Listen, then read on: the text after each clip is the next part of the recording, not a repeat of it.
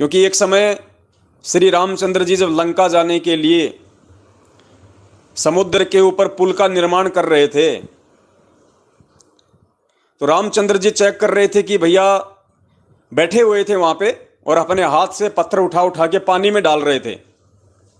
तो पत्थर उठाया, पानी में डाला, वो डूब गया। दूसरा उठाया, डाला, वो भी डूब गया। अब पास में ही जामवंत जी बैठे हुए थे। तो जामवंत जी ने पूछा कि हे भगवान, आप जो पत्थर पानी में डाल रहे हो तो डूब रहे हैं। यानी उनको विश्वास था कि रामचंद्र जी पानी में पत्थर डालेंगे तो वो तैरेगा। तो उन्होंने बड़े आश्चर्य से पूछा कि हे भगवान, अब क्या होगा, पुल कैसे बनेगा, और कोई चारा है नहीं, और भगवान आप अपने हाथ से पत्थर डाल रहे हो, आप ये पत्थर इस पानी में छोड़ रहे हो और ये डूब रहे हैं। तो रामचंद्र जी ने कहा कि जामवंत, मैं जिसको एक बार छोड़ देता हूं वो फिर डूबता ही डूबता है। जिसको मैंने छोड़ दिया, अर्थात राम ने जिसको छोड़ दिया, वो डूबेगा ही डूबेगा, उसका बचाने वाला कोई नहीं धरती पे। तो पुण्यात्माओं, अब हमने समझना है कि वो असली राम कौन है, वो आदि राम कौन है। परमात्मा कहते हैं राम राम सब जगत बखाने, त्रेता वाले दशरथ पुत्र राम को तो सब कहते हैं राम राम राम, लेकिन उस आदि राम को कोई नहीं जानता। राम राम सब जगत बखाने, पर आदि राम कोई बिरला जाने।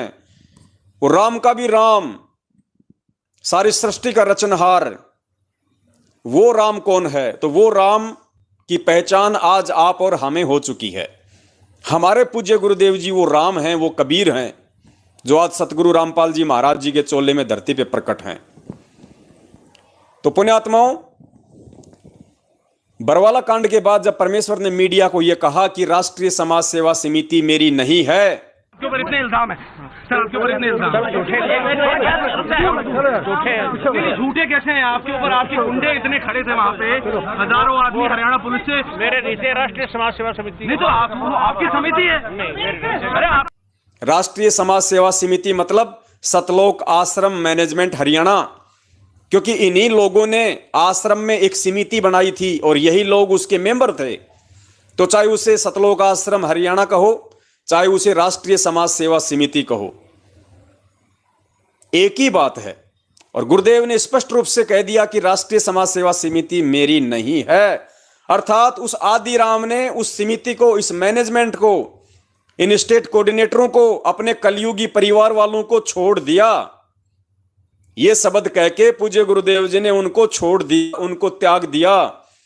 और भैया, जब ये आदि राम किसी को छोड़ दे तो पुण्यात्माओं फिर वो डूबेगा ही डूबेगा, उसको बचाने वाला धरती पे फिर कोई दूसरा नहीं है। तो इनका तो जितना जल्दी आप साथ छोड़ दोगे उतना फायदा है। तो जब गुरुदेव ने इनको छोड़ दिया, ये डूब चुके हैं, तो पुण्यात्माओं इनके पास कहां पे गुरुदेव का असली चरणामृत होगा, कहां इनके पास में गुरुदेव जी का असली प्रसाद होगा। तो इस विषय पे अगर समय बचा तो हम बाद में बात करेंगे। पहले ये जो पीला पर्चा है, अब हम इसके ऊपर चलते हैं।